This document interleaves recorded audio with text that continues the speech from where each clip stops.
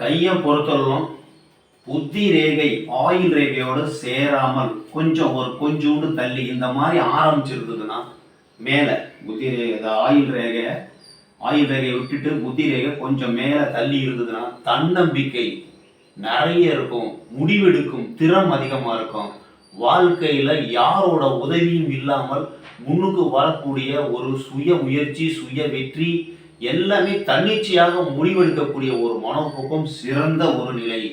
இதுலயே கொஞ்சம் மேல இருந்து ஆரம்பிச்சுன்னு வச்சுங்க, மேல இருந்து இந்த புத்தி ரேகை ஆரம்பிக்குதுன்னா அவங்களுக்கு முடிவு எடுக்கிறதுல தவறு வர்றதுக்கு வாய்ப்பு உண்டு. கொஞ்சம் பக்கத்துல இருந்ததுன்னா நல்லது, நல்ல முடிவு எடுப்பாங்க.